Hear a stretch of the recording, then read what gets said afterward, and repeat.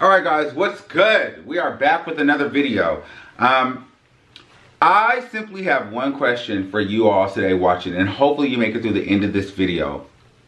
Please, because at the end of this, I really need genuine feedback. Like, I need to know the answer to my question. Who is the hater? Who's the hater? So I'm going to tell you this story about my friend, and I want you to tell me who you think is the hater. I don't mind. If you think I'm the hater, say, Armand, you're the hater.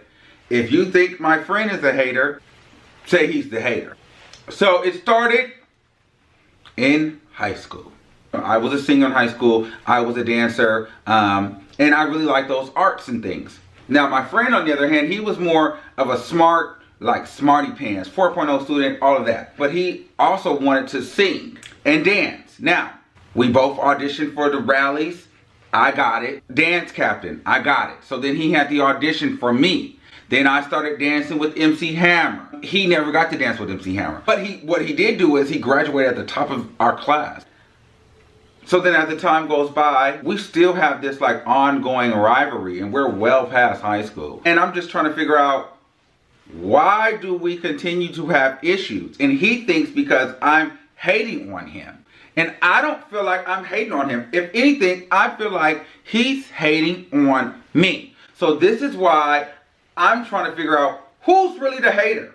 I will also have to tell you, at one of the lowest points in my life, he has been my friend. Like, he's let me stay with him. He's let me drive his car when I didn't have a car. He's been a really great friend. But when it comes to like career and like, you know, dreams and aspirations, there seems to be some type of underlining competition.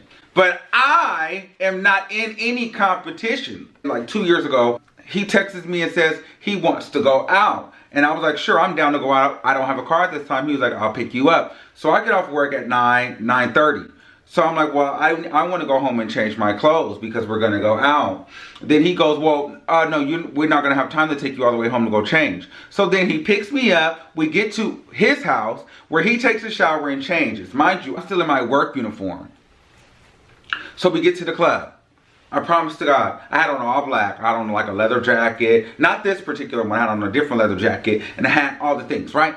So we go to this club, and immediately when we get there, the people of the club are like, oh my God, you look so fabulous. You look so fantastic. We want you to walk in our fashion show. Talking to me.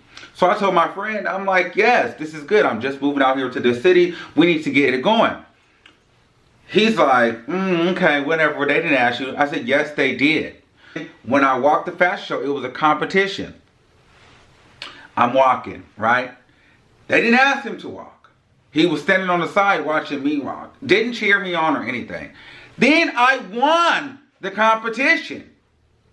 And I told him, I was like, I won. He was like, you didn't win. When did you win? You just want to try to make, you always want to try to act like you won. You didn't win that. I'm like we really got into it and like argued in the car on the way home about me winning the competition. Like, I'm serious. When they asked me what did I want for the win, I said, all I want is to get on the microphone.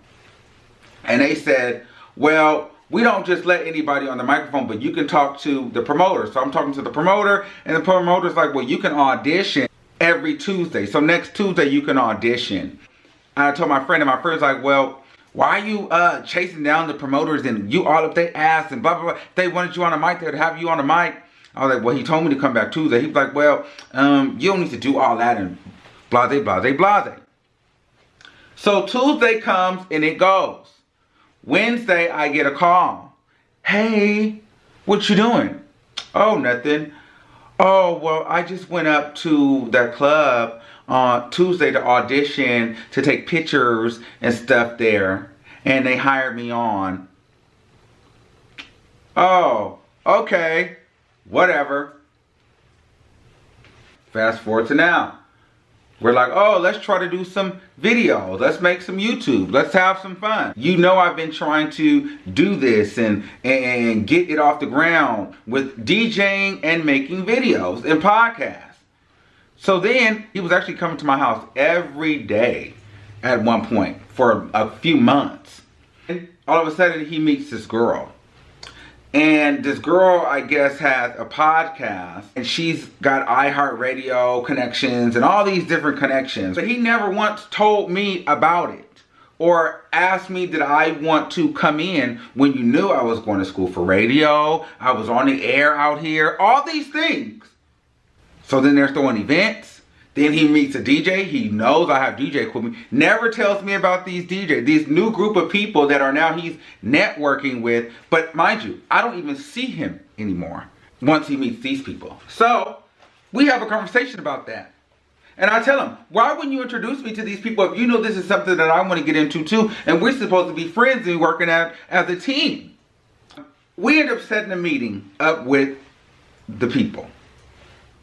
And I don't know what he's told this girl about me, but she's already being weird.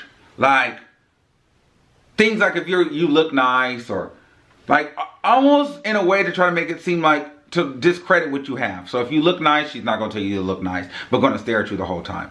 Or, you know, if you're talented or anything, they're going to make it seem like you're not, or they're not going to be your fan. But I wasn't even coming there for that. I was actually coming to network because I had heard so much about her, so I wasn't looking for somebody to kiss my ass. I was actually more upset with my friend, the fact that he was hiding them away from me, and I felt like we could have been working alongside together. Fast forward, the girl ended up turning to be the complete fool. Don't want to give her too much time. She is just a fool. So we were supposed to be throwing a party series together, and it never could get off the ground. So I ended up still continuing with the DJ, because me and the DJ became really great friends. So we ended up doing a party series. And when we were all together, when we were originally supposed to be doing it, I told them I would like the quality to be there. Like, I know my friend is more about like getting money quickly. So it's more of, let's do the bare minimum, but then charge the most money. So my whole thing is, I just want our quality to be there. So we were looking at different places. He showed me a rooftop, and I was thinking about doing it. But nothing was taking off. So I just wanted to go look at venues. I ended up finding a rooftop. Mind you, I called him and I told him, I said, hey, I don't want to work with your girl anymore, but if you're down to really work together, I want to pull you in on this thing. I'm looking for a venue. He didn't want to do it. So I had to go and do it on my own. Set a date for the party. Set the event right for the party. I tell him, okay, well, since you didn't want to be involved, we have free tickets on Eventbrite. RSVP so you can come to the party.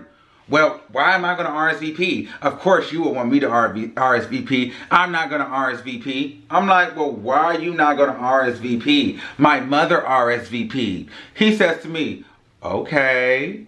I'm like, girl, why can't you do it? Well, I just felt like you went and found a rooftop because I wanted to have a rooftop, and I just feel like it was my idea for the party, and now you're throwing a party, and now you didn't even bring me in. You left me out of it. You didn't give me a chance to make a decision.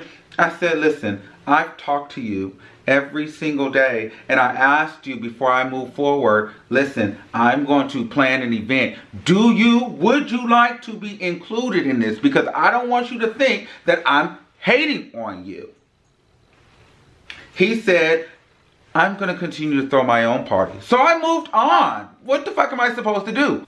Oh my God, I forgot to tell you the last part. He came to my house, judging my house. Like, talking about the food would be better at his house, and oh, the pool wasn't warm enough. It was just talking hella shit, ragging up. Mind you, my house is very nice. You know what I mean? Like, it's nothing like that. Oh, I forget. Sorry, there's another thing. He thinks I'm a hater because I don't support his music and his dancing and modeling. I don't think he's a great singer. So I'm not going to tell you that I do when I don't think you're a great singer. I don't think that you're a great dancer. I don't think that you are a model. So I'm not going to, I feel like I'm being a real ass friend because I'm not going to just appease you. I'm not going to just say it looks good. But it's not because I feel like you can do it better than me. I just don't think it's for you. But I think that you're a great business manager. I think you're great behind the scenes. I just think that's what it is. He's convinced that I am a hater. I want to know, who's the hater? Am I a hater? Because I really don't think I'm the hater. Or is he the hater? Because he doesn't think he's the hater. And you guys can probably settle that for us now. Speaking of that, if you have a story about a friend and you want to know who's the hater, send me an email with your story. And my email will be posted in the description below. And if your story is good, I'm going to read your story and we'll get the opinions from the people on who's the hater.